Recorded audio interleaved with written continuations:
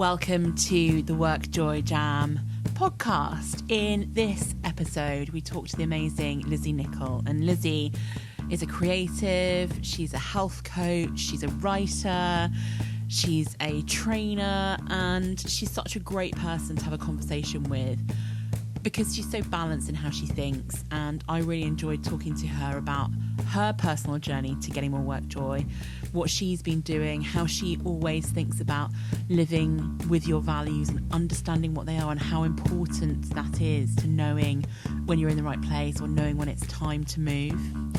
I love it when she starts talking about how you can grow, that you're here to evolve, but actually that we're also here to contribute to what she calls the ongoing creative project that is humanity.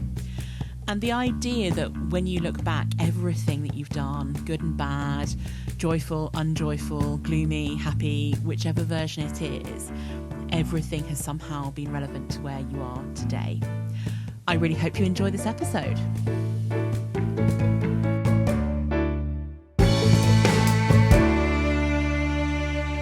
Hi everyone, and welcome to the WorkJoy Jam.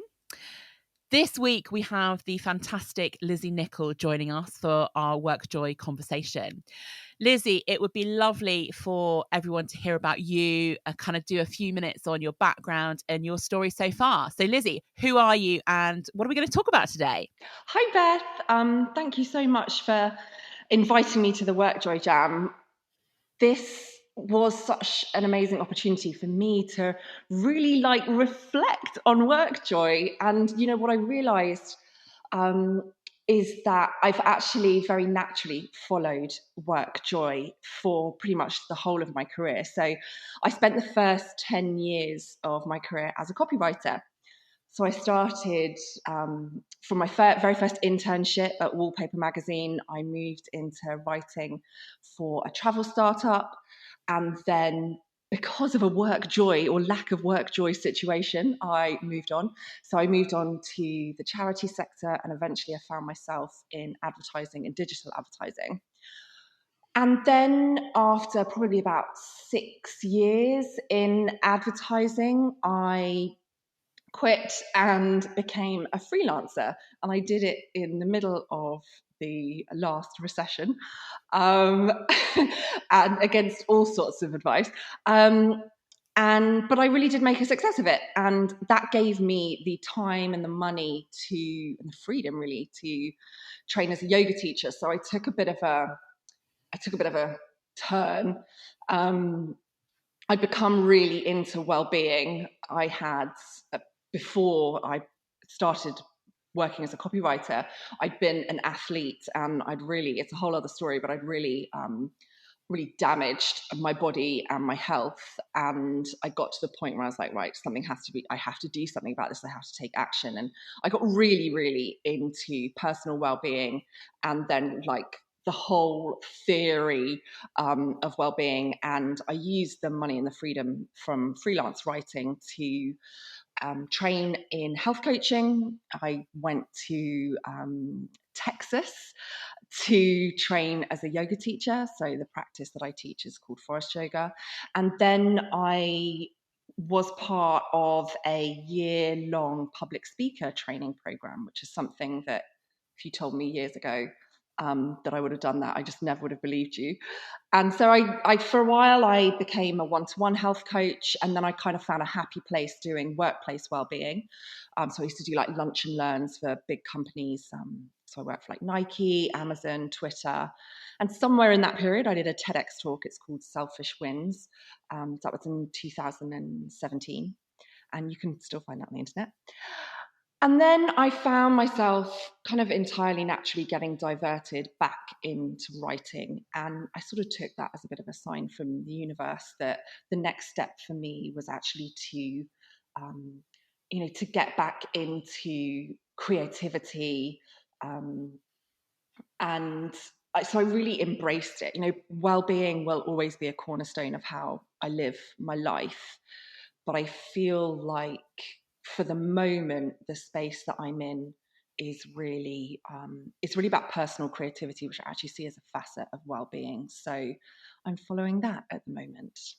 I'm not sure if that was 3 minutes, but Oh, it probably was longer. fantastic. Thank you so much for sharing your story. And I'm really interested in this idea that through your career, you were following WorkJoy or finding WorkJoy as a way of deciding what to do next. Yeah. And how many of us don't necessarily think about the work joy element, and we're thinking about progression, or moving to an exciting organization, or getting a pay rise, all of these other things that influence our career. But it's really interesting, the idea that you can follow the joy and not necessarily follow some of the other things as well. So love that as an idea. And that you've kind of come round back to writing, and that the creativity in there is part of well-being. Tell me a bit more about the writing and how that gives you some joy in the work that you do, and how you've come back into it. So I think it's actually completely fundamental. So it's interesting working in advertising. My title was actually a creative. So when you work in advertising, you tend to work in a creative pair. So you have a copywriter and an art director or a designer, and you work as like a little sort of little sort of informal marriage within an advertising agency or a digital agency. And that gave me the language of seeing myself as a creative. So before I got into writing, I was very, very heavily into art. So at school, and I had this choice to make when it came to choosing what to do at university. Do I go to art college, or do I do something more sensible? And actually, I do wish that I'd been brave enough to go to art college. But I pivoted into history of art. Somehow, I thought that was going to be more helpful for me. I don't know where that came from. But what I left university with was I think I'd sort of exhausted my capacity to learn about the theoretical and the historical aspects of art. But what I had taken from it was writing skills, essentially. So I found that I loved sitting and constructing essays. Like, some people are going to be listening to this thinking, my God, this woman is absolutely mad. But I loved starting with like hundreds of pages of notes and books, and sort of distilling it and distilling it and distilling it down into its essence, structuring it so that it made sense. Pulling out the salient points, creating that argument. I learned a huge amount actually about writing at university, and I found my first mentor at university, my first writing mentor at university, completely informally. She was a PhD student that I met while I was rowing, and she was the first person that would sit down and like red pen my work and go, do you know what, like, this is a repetition, do you see that? Like, she would talk to me about sentence structure, and I just absolutely lapped it up. So when I left university, I thought, right, I'm done with the art for the time being. I felt like saturated with it, but I knew that I'd fallen in love with writing, and through working in advertising, I came to see myself as a creative. And so writing has always been, no matter what I've been doing, whether it was blogging, I was a blogger for a long time, whether it was creating PowerPoints for, wellbeing lunch and learns that I did an awful lot of those, whether it's composing, Instagram posts, or, one of the other amazing, very surprising aspects of creativity that I love was sequencing yoga classes. I absolutely love, one of the things I love about teaching is creative sequencing. It's creating a story through the sequence that you're teaching your students. And so I found that it's always been there.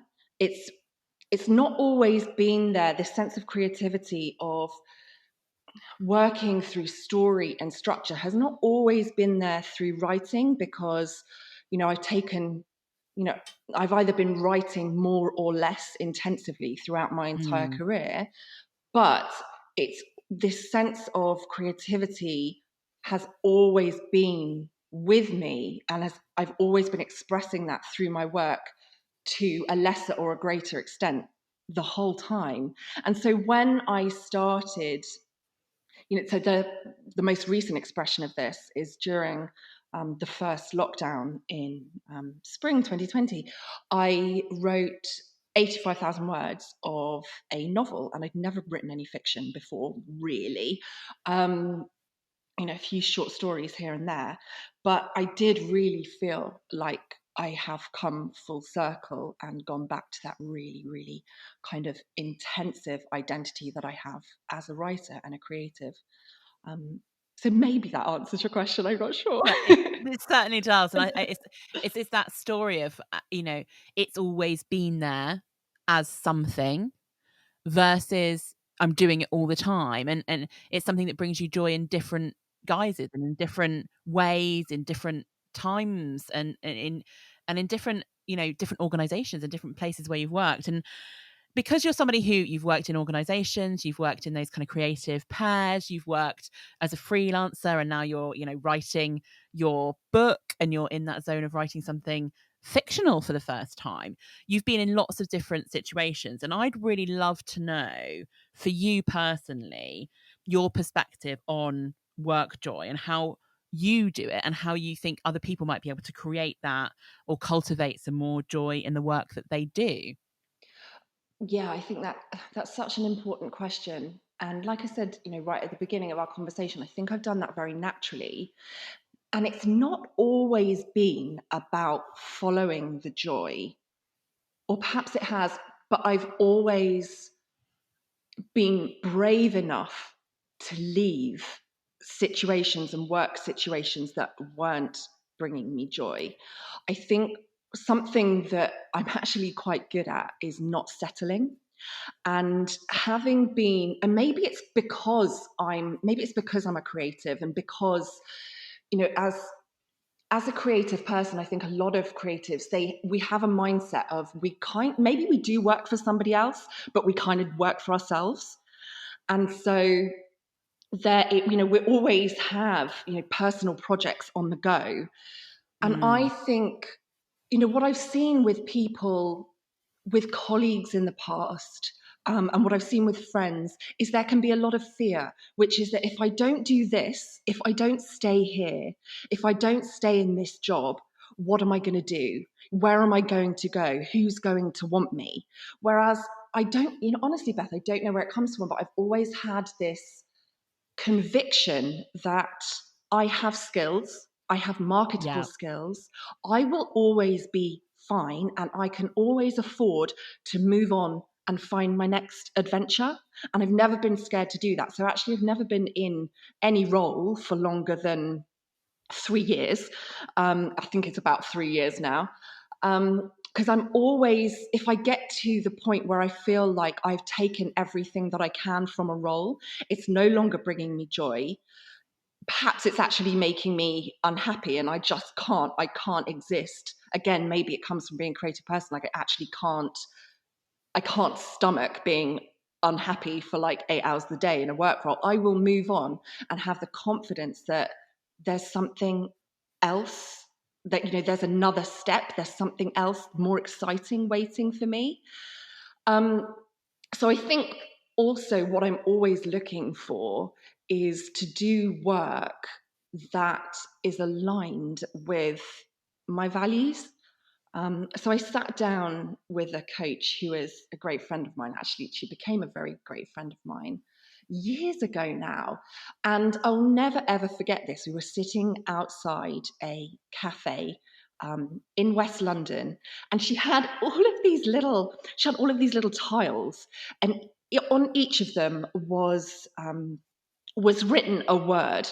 So, and she said, pick out the words, the values basically that really speak to you. And we started with like 10, and she was like, right, let's go deeper.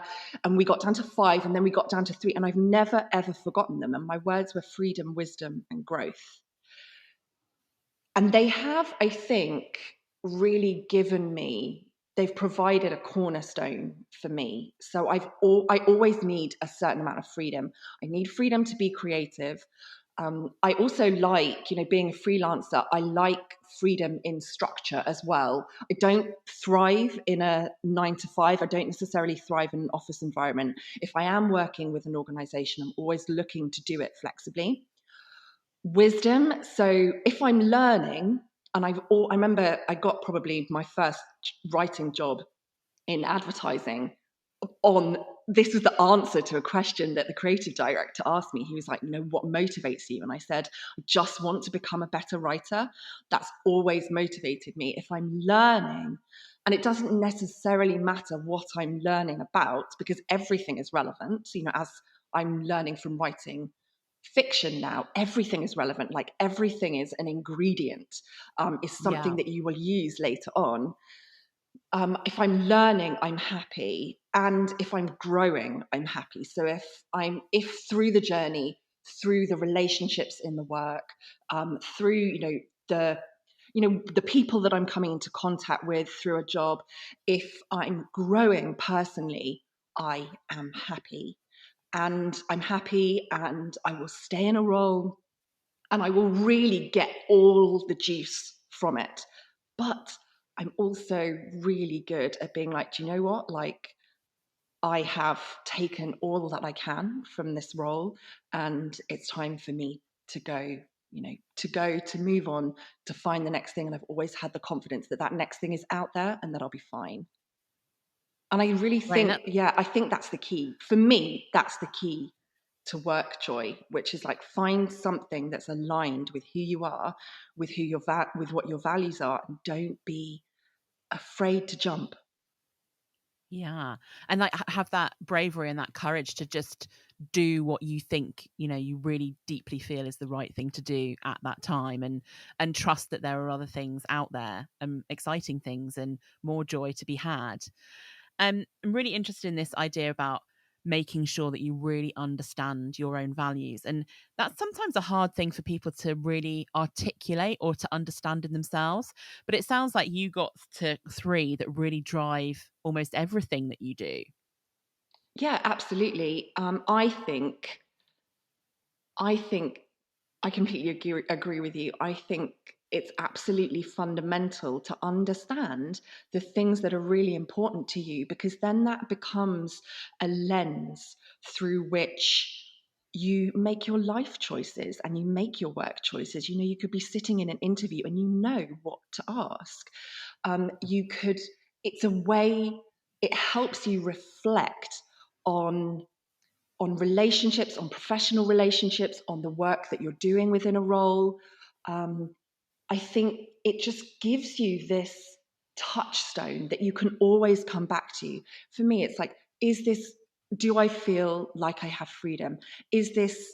Am I learning? Am I getting that wisdom? Am I growing? If I'm not, something's out of kilter. And that might not mean leave. It might not Yeah. mean leave. It might mean talk to your boss. It might mean make a sideways step within an organization. I know so many people, I'm sure you do, that have been working within organizations for a long time, but actually they have carved out a niche role for themselves that fulfills those values. It doesn't always mean making this giant leap. You can kind of, you can use them to sort of sidewind and explore things.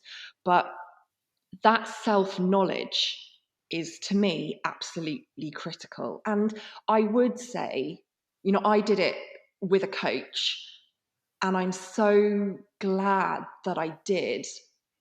And I just want to make the point that actually having somebody else to work with, to reflect back to you, to give you those exercises, I think is a great way to get it done. Yeah. I've been working, actually, the person that a freelance project that I'm doing at the moment is actually for a leadership coach. And she talks about this a lot, which is that you can learn a lot from books. So I certainly, like, I call it going to the books, which is like, if I need to know something about something, I buy a book about it and I read a book about it. But how many of us don't actually take action? Do we read the book? push it to a side, go, that was interesting, I'll think about it later. And we never actually take those actions. Whereas if you work with somebody and, through conversation, in context, through experience, I think you can really drill down into what's important for you. So certainly doing it with somebody, with a coach, worked for me. Definitely, and that collaboration and the conversation versus just Yes. reading something. And I'm a total book nerd, so I Yeah, read a same. lot and I love them all. But I also love to talk about the book and to have a conversation about what it really means and to understand what that means to me. And for me, that happens in conversation and collaboration with others. So totally get the perspective about the coach. One of the other things I just wanted to pick on what you said, because I really loved it, is about your learning and the idea that everything is relevant. Yes. And how many of us kind of get ourselves into a really narrow position about, I need to learn about my subject or my topic or what I'm an expert about, or I need to go really deep into my professional learning, versus really seeing everything that you do in work or out of work as a learning opportunity and as relevant to somewhere. Even if it's not relevant right now, it might be relevant in the future. Yes. So my favorite quote of all time, and it's something that my husband and I reflect back to each other a lot, is Steve Jobs. And he said, you can never join the dots up forwards. So you can never, I think I've seen many people, and I am certainly guilty of this, is looking at my career and thinking, well, that kind of looks messy. I'm not sure, I've done so many. Yes, I've always been a creative, I've always been a writer, but I've taken left-hand turns and right-hand turns and gone round roundabouts. And it hasn't been this step-by-step process, this step-by-step moving up a ladder that certainly a lot of my friends have done. And I look at them and I think, I wouldn't necessarily want to have done that because I don't think it's right for me. But yet there's a perfectionist side of me that wishes, I have to quieten her down a lot, that kind of wishes that that I had this sort of vision in front of me, this ladder that I was climbing. But Yeah. the process of writing a book has been fascinating because I have brought topics, I've brought skills from everything that I have done, from so many inspirational leaders that I've worked with, from jobs that I've had. I've brought them into this piece of fiction, this piece of art that I am making, essentially. And it's my moment of looking back at all of those dots that I couldn't join up forwards, from my 22-year-old self, working in my first job, a travel company, as a copywriter in a travel company. I could never have predicted that 15 years later, I would be writing a book, and in that would be my passion for travel. I thought it was Yeah. something that I'd left behind. So I think it's incredibly empowering to look back at your journey and say, do you know what? Even though I was anxious about it, even though it didn't necessarily seem to make sense, I get it now. I needed all of that. I needed to work for that terrible boss. I needed to, I mean, we've all been there, haven't we? I Yeah. needed to work for that terrible boss. I needed to, for me, spend, I spent probably 6 months of my life writing about trucks, like Volvo trucks. Like as a copywriter, you write about you end up, and I did the same with like credit cards and mortgages. You don't always write about things that are really glamorous. Like, yes, I was a copywriter for like Nike, and that was really fun. I also spent the first job in advertising that I had was a thinning hair product. Like, no joke, it was a thinning hair product. But all of it is useful somewhere, and I love this, looking back and going, do you know what? Like, here's this nugget that I mined when I was 25 years old, and now suddenly it makes sense. And now, Yeah. I understand why I needed to learn to manage 100-page copy documents, because here I am now structuring and being really confident in doing, keeping a narrative going or managing 100 pages of fiction. So everything that I've learned has all somehow been relevant. And I think that's amazing. Like, I'm so grateful to be able to say that. And I think it's something that I would encourage a lot of people to do, actually, which is join the dots up backwards. Yeah, join the dots back. And I'm really interested in this idea about careers, because I talk to a lot of people about careers, either in, workshops or on one-to-one coaching and things like that. And I often say to people that most people's careers look more like a bit of wet spaghetti thrown at a wall than they do a nice, neat and tidy ladder. And I think in some ways, when we're younger, we're all sold this vision somehow that you go on and they're nice and neat and tidy, and it's very structured progression. But I don't think the world works like that anymore. I don't think careers work like that. I'm not sure they really ever did for many people. I think there are some industries that do, but it's a really interesting thing. And I'm really interested in this idea of actually work as itself. Like, if we think about work and joy together, as in WorkJoy, is that work is different to how it used to be, and we can all think of work in different ways. And I'd be interested to know, like, how do you, in your world, when you have done and do so many different things, what do you define as work? I'm so glad you asked this question, because it's something that's been on my mind for a long time. So I think for many of us, there is the work that we do on a day-to-day basis, the 9 to 5, or the 8 to 6, or the God knows, the work that you do and you get paid to do. And then there is our life's work. Then there's your life's work. There is the work that you are kind of commissioned to do on a much higher, broader level. And I hope you don't mind if I get a little bit spiritual here for a minute, like I am a yogi after all. So a lot of my approach to life and work comes from my beliefs. So for instance, when I talk about, not being scared of the next step, that's because I have this inherent belief that I will always be all right and that I am supported. That's a spiritual belief for me. And it's the same with, I believe that we are all here. We're here to grow and evolve, but we're also here to contribute to this ongoing creative project that is humanity. And we all, in that sense, have a job to do. We all have a contribution to make.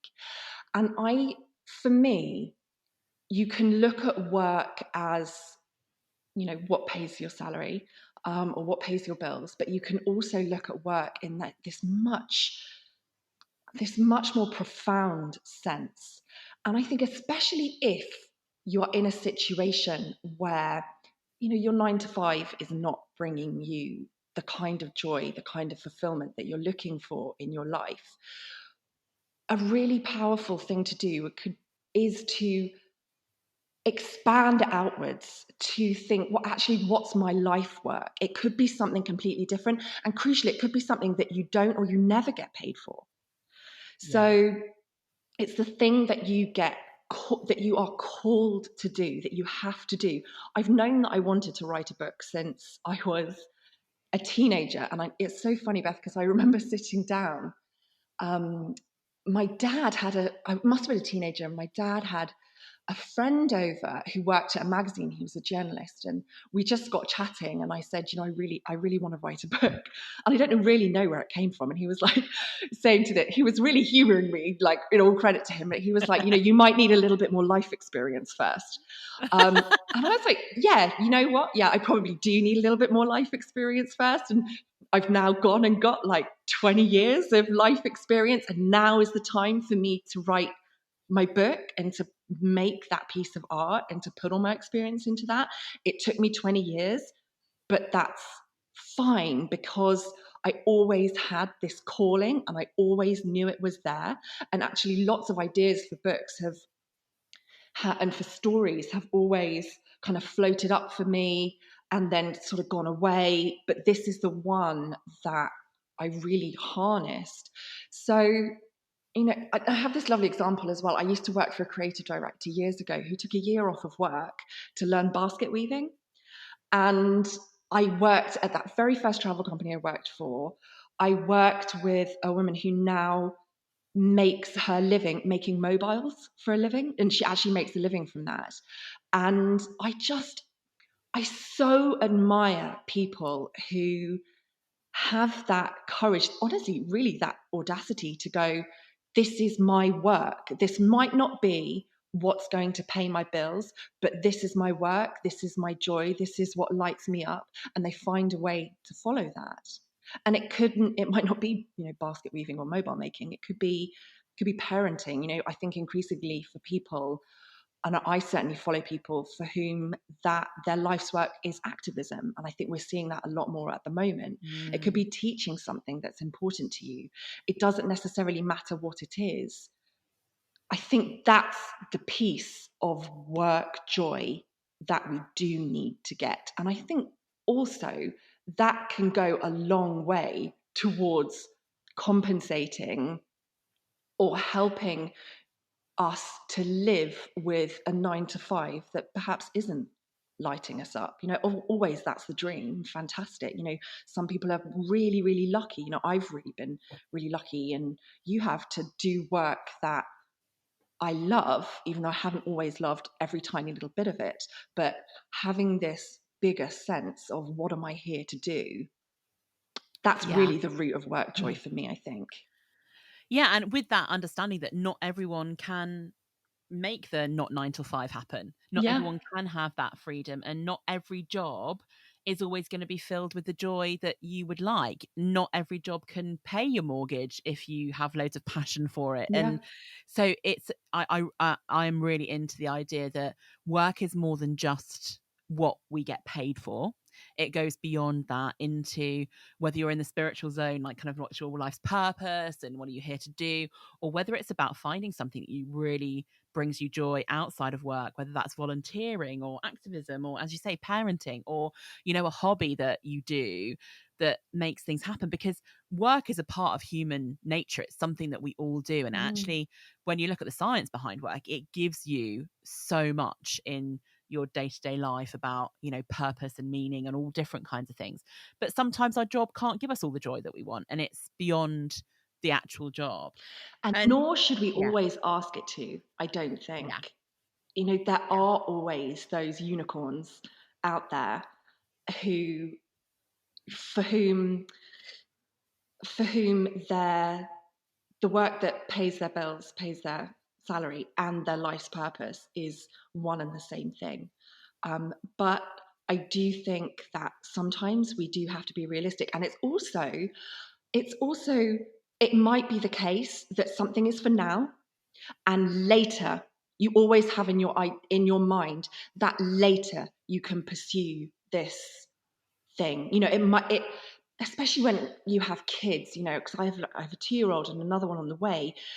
Sometimes you do have to submit to practicality and to say, Yeah. you know what, like, I'm gonna do the Excel spreadsheets, I'm going to do the management meetings. This is work right now, but always have and feed that little part of you that knows that it's not always going to be this way.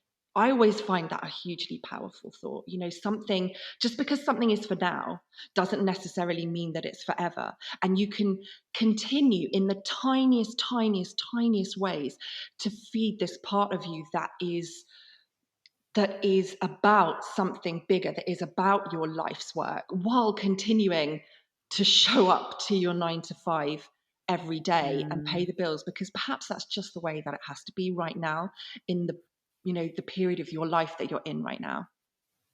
Definitely. And I think that there's something there, isn't there, about it, you can still do something, even if it's tiny, even if it's Mm. small, that leads towards something bigger potentially in the future. And on the other side of it, I also think that even people who are living in their passion and being able to work in their passion and kind of deliver all of that, there's still stuff at work that might annoy you. There's still going to be the stuff that Yeah, doesn't bring you joy, yeah. because, you know, there's still the there's still meetings, and there's still conversations that you're not enjoying, and there's still administration that you might not enjoy, or finances, or some part of your job. I don't think anybody has 100% work joy, but I think what we can all do is to find little ways to get more of it, and to maybe sometimes minimize the stuff that doesn't give us the work joy, that gives us the work gloomies, the stuff that just winds us up. Tell me a little bit more about you, and in your world and in your life, how you manage to create the right habits and the right focus to keep your joy at the right level. What are those things that you do? What are your little tips and tricks for people?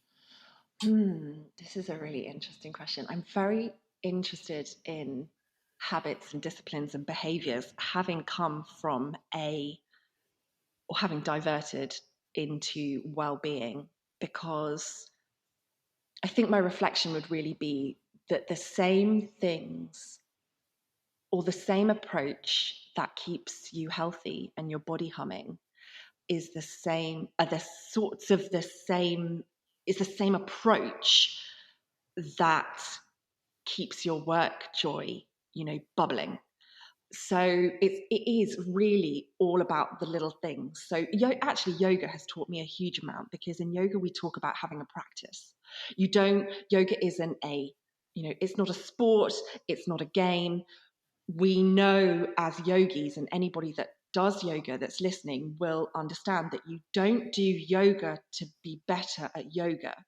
You do yoga for its own sake. And then, just as in that Steve Jobs kind of scenario, you are then able to look back and go, actually, that has fed me in so many different ways. But you sit on your mat every day, or every 2 days, or every 3 days, or every week. You do it because it's your practice, and you do it for the sake of doing it. And you're not always looking for those rewards. And so the idea of having a practice, whether that is a physical practice, whether it's a well-being practice, whether it's a creative practice, whether it's a work joy practice, is so important.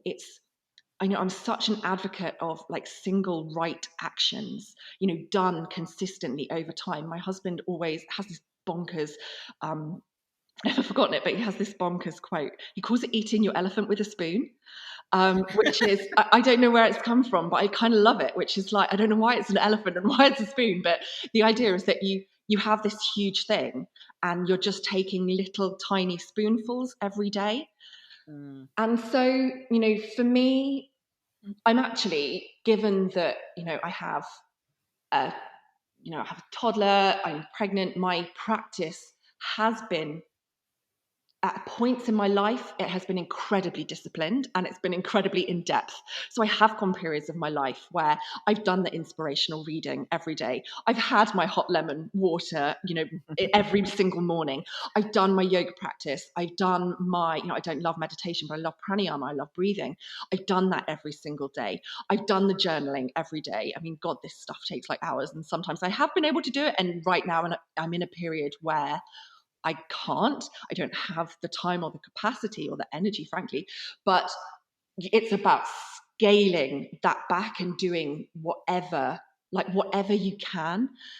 And there are so many things that I think I do, and I don't necessarily even know now that I'm doing them, that it is a well-being practice, or that it is a creative practice. Like, we were talking earlier about, making notes for my book. Even though I'm in a period now of research, I'm living with my characters all of the time. It's like they're in suspended animation, and I'm always going about my life, hearing something on a podcast, reading something in a book, making a note of it, making a note of a change that I want to make. So that's kind of become a practice for me at the moment. I still have, I'm getting like heavier with my pregnancy, and I'm kind of immobile now, but I still have like a physical practice that helps to ground me and put me back together. This is something that we've also talked about, Beth, which is that dog walking is a huge practice for me. And that is a well-being practice. It's a mental health practice. It's a physical practice. It's also a creative practice for me, because I've had, we got a rescue dog 4 or 5 years ago now, and dog walking is like, quite honestly, it's like the cornerstone of my day. If I get to the evening and I think, oh, I just feel a bit off, oh, I haven't gone outside and I haven't walked and I haven't connected with nature and I haven't, seen him be so madly happy, like chasing I know. squirrels. Like, dogs there's so much that they give you just by dragging you outside into nature. Yeah, That's a huge thing for me. And my walks for are sure. when I talk through things in my mind, when I create scenes.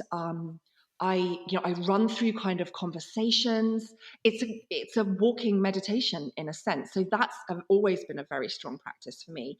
So I think what I'm trying to say in summary is that it doesn't it doesn't matter how small those actions are. They don't also necessarily have to be daily, but always have your finger on your project. Always have, that it's almost like a frequency. Be tuned in to the frequency of work joy or the frequency of well-being. Do these like tiny, tiny, tiny things and understand that it's okay that sometimes they're going to trail off. They might just be Yeah. one action a day. They might be so tiny that they're barely there at all. And other times you might find that you have the space and the freedom for them to really come to the foreground.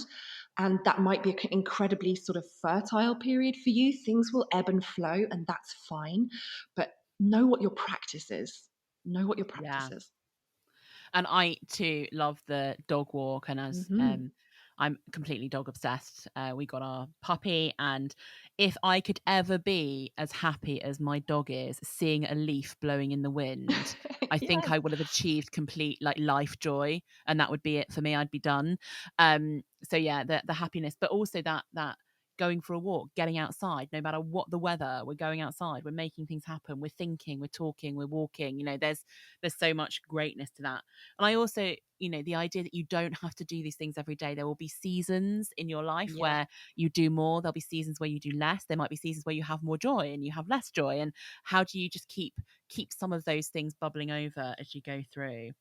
Really amazing. Thanks, Lizzy. And what I've got now as we come to the last bit of the podcast is I've got some quick fire questions for you. Mm-hmm. So what comes off the top of your head when I ask you these questions?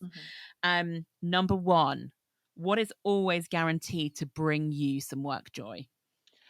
So I think there's actually two of these. The first one is, having been a creative, I love that period where everybody is in a room together. Like, it's a very advertising, very digital thing where a project kicks off, they shut you all in a room, or you're pitching, they shut you all in a room like a boardroom, they book it out for like 2 weeks solid. They give you all the post-its and all the Sharpies. Like, I know this is going to speak to you deeply, Beth.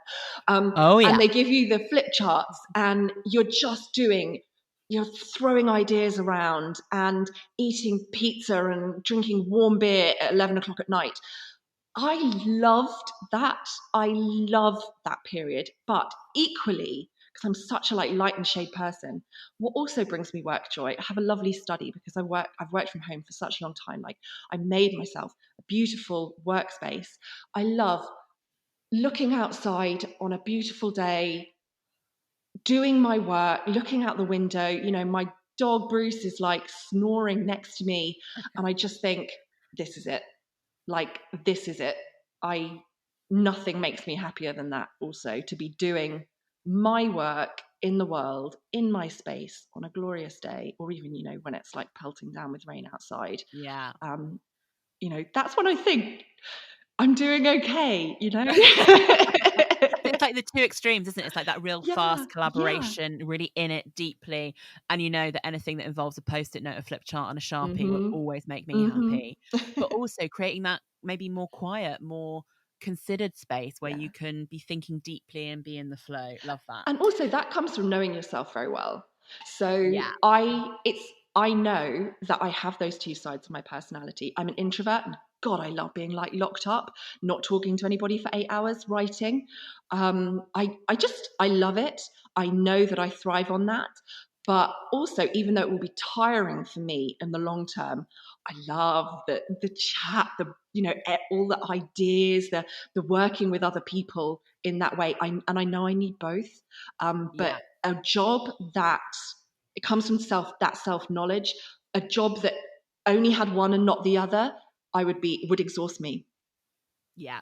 So again, knowing yourself, understanding yourself, what is Yes. it that works for you, and not thinking that you have to do one or the other. So it's not black and white. It's that actually I need a combination of these things to make Yeah. me feel it. Yeah. Great.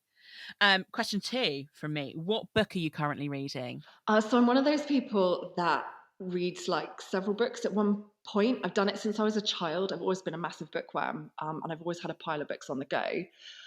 So I'm reading I'm reading a book at the moment for research for my book. So I'm reading White Moguls by William Dalrymple about about the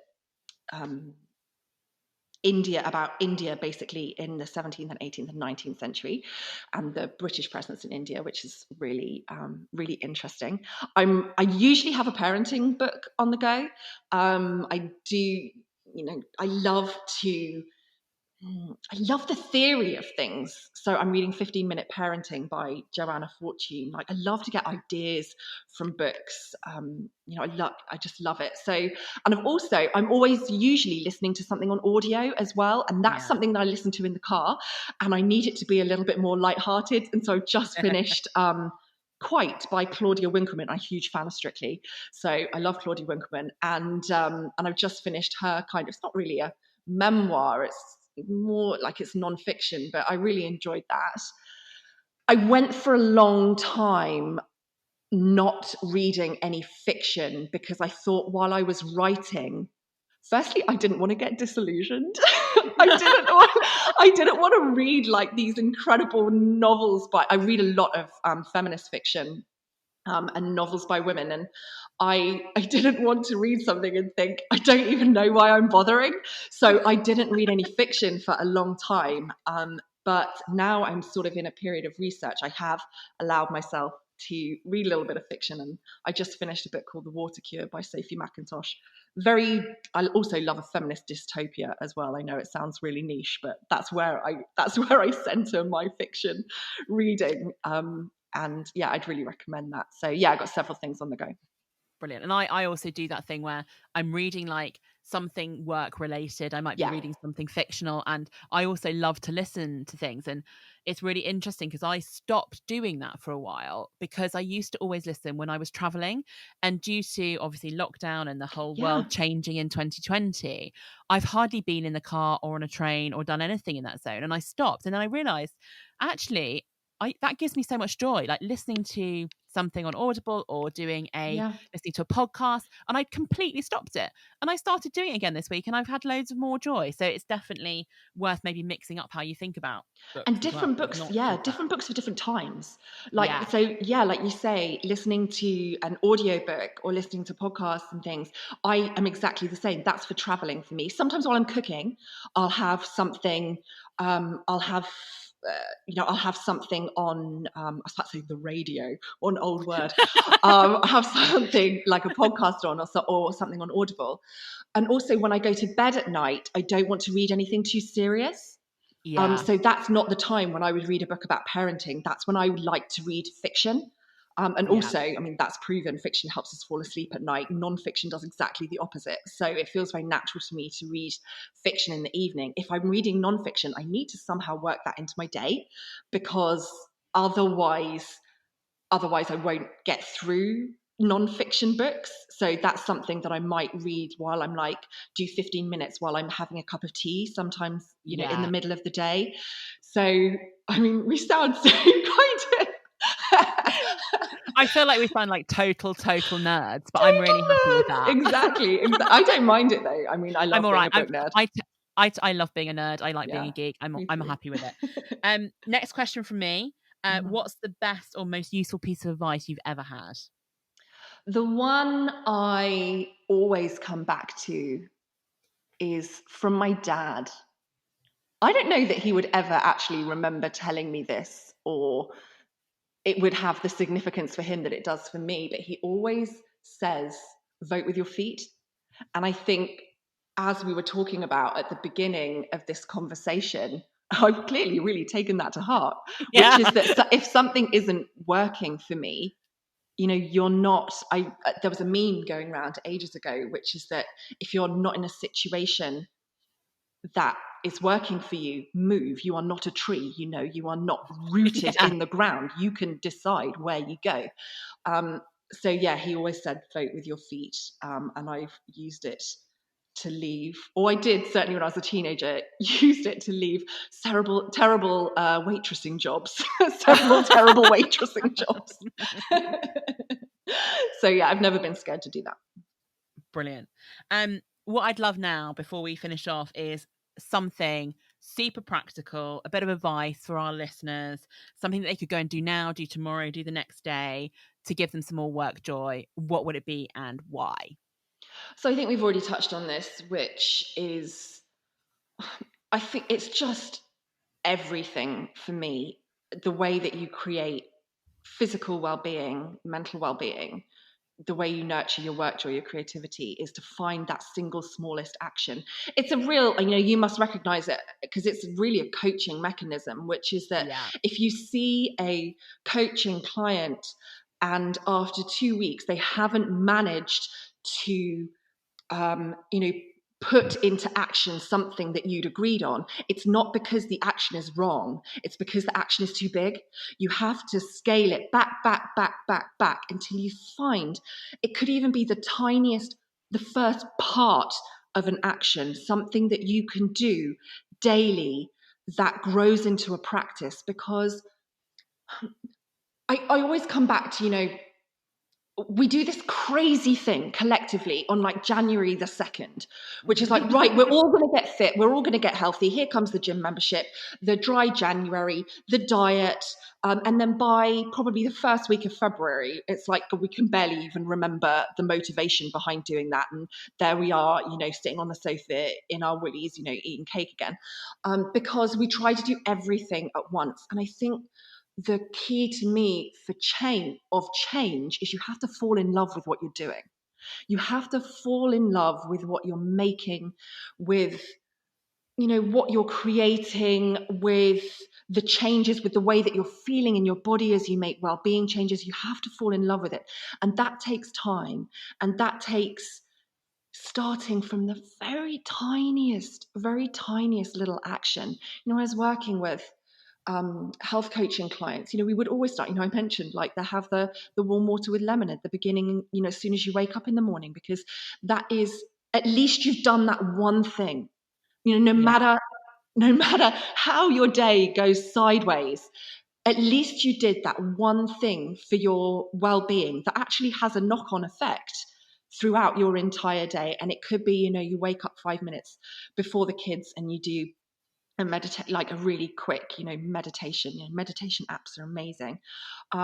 It could be that you do a tiny bit of inspirational reading. It could be that you get up before the kids, and you have a hot shower without some tiny person knocking on the door, trying to break in. Find your one thing every day. Yeah. Do it, practice it, fall in love with it, and then things just take on a life of their own. We don't have, when we do that, we don't have to push or force. Things just, situations, projects, relationships, well-being, it just unfolds naturally. Great. I love that the smallest thing is usually the thing that you can achieve, isn't it? And then you feel good and you can make it happen. Whereas when we set our goals too big, or we think that everything needs to be perfect, we just end up with this idea that we've failed and that we aren't good enough at it, or we haven't tried hard enough, when actually it just was never a realistic thing in the first place. And we didn't give it enough space or time to grow or become what it needs to become. So love that. And finally, before we finish off, Lizzy, where can people find out more about you, about your philosophy, about what you're up to? Well, do you know what? I'm a little bit of I've never felt that comfortable in the digital space. I'm still negotiating my relationship with being online. I've had various websites. I just shut down my Facebook page after watching The Social Dilemma. Did you see the documentary The Social Dilemma on Netflix?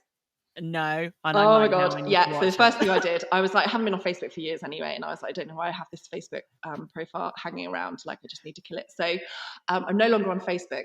The place where I still am, and I'm still, ever so often posting is Instagram, and my handle is all that heals. So all full stop, that full stop heals. And, I always have great ambitions to work out how to do social media in a way that works for me. But right now, I'm a little bit of an introvert about it. And also, you can, my TEDx talk, Selfish Wins, is still online if you Google that. Lizzy Nichol, TEDx Selfish Wins. Brilliant. Thank you, Lizzy. And thank you so much for joining us today and for all of your fantastic advice, for you sharing your story, for thinking about how we can all go out there and get a bit more work joy in our lives. And I think the real takeaway for me is that do something small and tiny and just see it as something that might be useful in the future. We don't necessarily have to have an answer or know where it's going to end up, and that, everything is useful. Everything is part of your learning journey. And really also to kind of explore what your values are and to use them as the decision-making tool for what you do, how you do it, when you do it, and decision-making. So thank you so much, Lizzy. We hopefully maybe get you on another podcast at some point in the future. Thank you for your time, for your story. And thank you everyone for listening. Thanks for having me, Beth. Thank you for listening to the WorkJoy Jam with this week's guest, Lizzy Nichol. I always take so much from my conversations with Lizzy and have done over the last few years. There's so many little nuggets of amazingness in what she's saying, and I thought I'd pull out a few. And I really like the idea that the same things or the same approach that keeps you healthy and that keeps your body humming is actually the same things that can keep your work joy bubbling. So that idea of what are those things and how can you help with your health and help with your work joy all at the same time might be worth thinking about. I also love the advice that she comes back to, which is vote with your feet. If something isn't working, you're not a tree. You can move where you go. What great advice there, and something that we should all remember.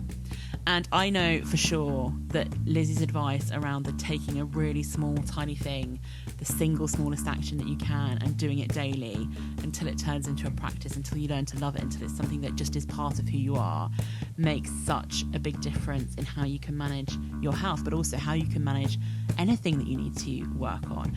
So take it from me, I have taken that advice from Lizzy over a number of years now, and it has made a massive difference to me. So perhaps one for you to take away as well.